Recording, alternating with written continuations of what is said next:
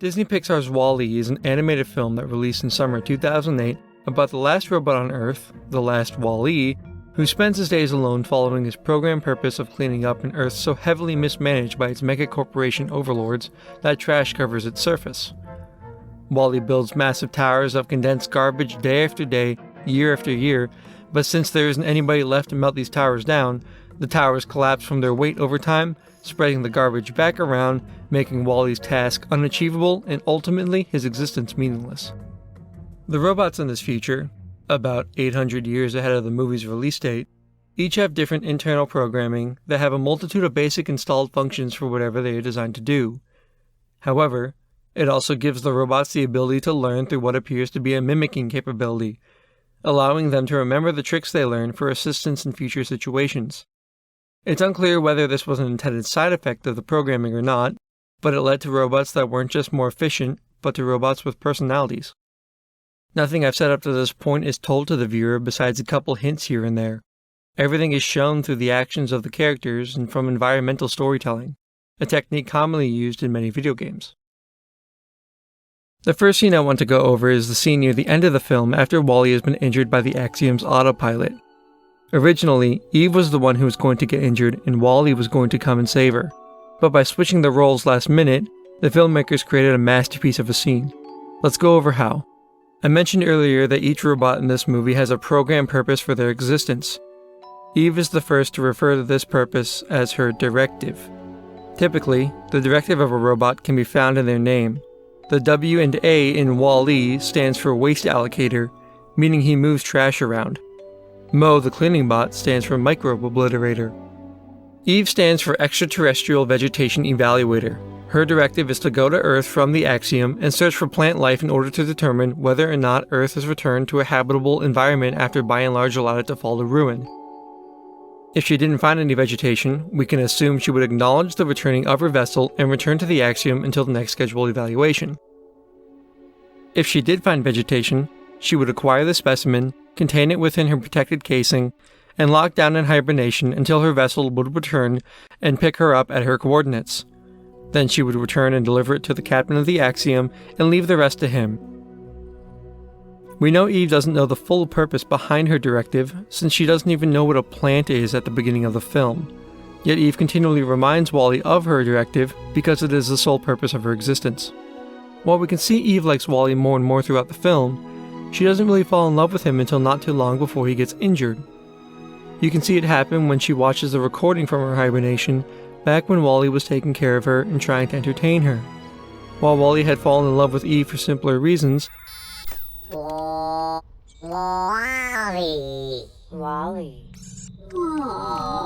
desiring more than anything just to hold her hand, Eve fell in love with WALL-E because the ways he loved her was moving to her. This brings us to the trash compactor scene. While this scene, like most scenes in the movie, has very little dialogue, Eve's actions show just how much she loves WALL-E. It's really only a small portion of this scene that I want to focus on. When Eve sees the damage to WALL-E's motherboard, she quickly searches for a replacement to no avail. Instead, WALL-E pulls out the little baby tree from his storage compartment and hands it to her, saying, "Directive." Eve's translation being, "Leave me and complete your life's purpose." As she takes it, her internal drive recognizes her given task. In a long pause by Eve recognizing her basic instinct, the camera angle changes to visually demonstrate the change that has happened within her. Now, instead of flying off like she's done before, she does this.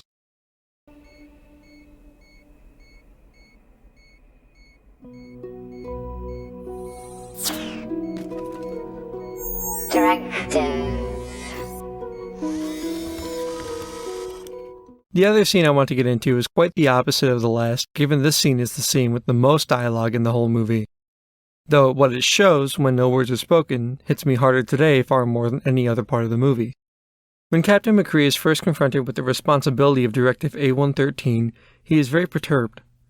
For 700 years, the passengers of the Axiom have lived completely carefree lives, and the unknown world back home is a frightening idea. The beauty of Captain McCree's story is how that anxiety changes to excitement when he researches what Earth and the cultures of its people were like. The last time we saw the captain before this scene, he was shocked to see Eve's recording showed a destroyed Earth. and even more shocked to see a leaf fall off the baby tree. After trying to fix it, he says, "Wait a minute," and takes off, leaving the rest of the scene to Eve, to be followed by a quick scene with Wally and later Mo. This brings us to my favorite scene in the film.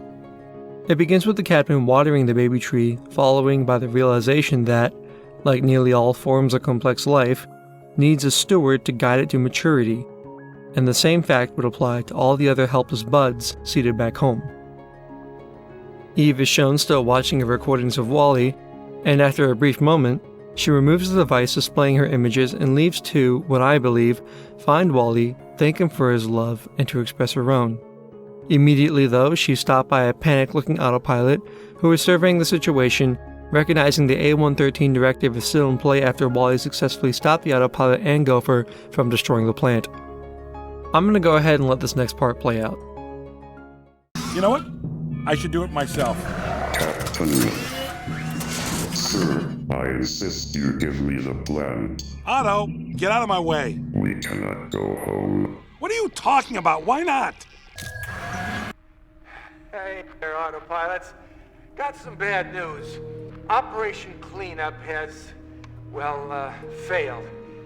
Wouldn't you know, rising toxicity levels have made life unsustainable on Earth. Unsustainable? What? Darn it all, we're gonna have to cancel Operation Recolonize. So rather than try and fix this problem, it'll just be easier for everyone to remain in space. Easier? Otto, things have changed. We've got to go back. Sir, orders are, do not return to Earth. But life is sustainable now. Look at this plant. Green and growing. It's living proof he was wrong. We the viewers know the plant was protected by a hollowed-out refrigerator, which is why it was able to survive the dust storms caused by collapsing towers, and this lines up with the captain's statement earlier about how the plant would be just fine as long as it had someone to take care of it. It's living proof he was wrong. Irrelevant, Captain. What? It's completely relevant. Out there is our home. Home, Otto, and it's in trouble. I can't just sit here and do nothing. That's all I've ever done. That's all anyone on this blasted ship has ever done. Nothing! Contrary to what the president said in the recording about life being easier, the captain believes that not only do they have the ability to go back to Earth and fix the environments that humanity had poisoned, but that he and the rest of the people on the Axiom have the responsibility to do so.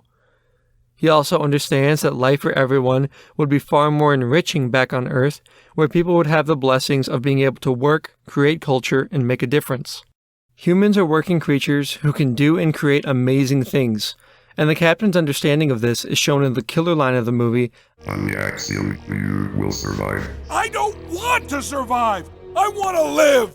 Even after that simple but profound little phrase, the autopilot who has nothing left to say, no argument to give, responds with nothing more than, Must follow my directive. Ah! The captain throws up his hands and shouts in frustration, turns around, and sees the most chilling sight in the movie.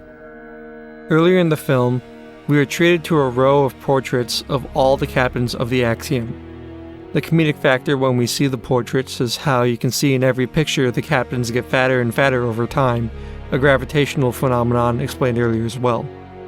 When Captain McCree looks at the row of portraits now, the camera takes his point of view as the strings swell and we get this.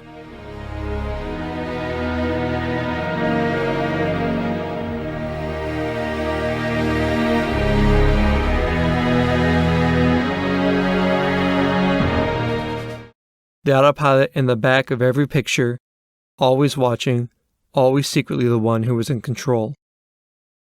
If you're paying extra attention, you see the autopilot also getting closer and closer and closer in every picture as the autopilot's control over each captain grew over the years. The autopilot, as expected, is right behind him, watching his every move. Captain McCree, now being fully aware of the situation at hand, steels himself and says, I'm the captain of the Axiom. We are going home today.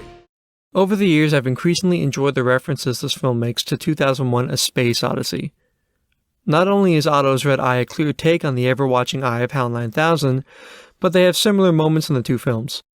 Otto, get out of my way. We cannot go home. What are you talking about? Why not? Open the pod bay doors, Hal. I'm sorry, Dave. I'm afraid I can't do that. What's the problem? And the connection between the two movies is enhanced when 2001's theme is used when the captain takes on the autopilot later on. Like Hal, Otto is unable to look past the task at hand and places his program purpose above rational thought. This is in stark contrast to both Wally and Eve, who both learn more about what it means to live from each other than from just the job they were made for. The captain's character arc presents this message best. The voice actor of Captain McCree masterfully portrays the evolution of his character from a man terrified of change to a man who comes to terms with his responsibility as a steward of the Earth. Home? We're going back? We have to go back. WALL-E is a story about a robot that learns there is more to life than her work, and about a leader who learns there is more to life than his leisure. Leisure and work can both be enslaving aspects of our lives, and WALL-E is about how the balanced combination of both leads to a creative people, a thriving culture, and a life worth living.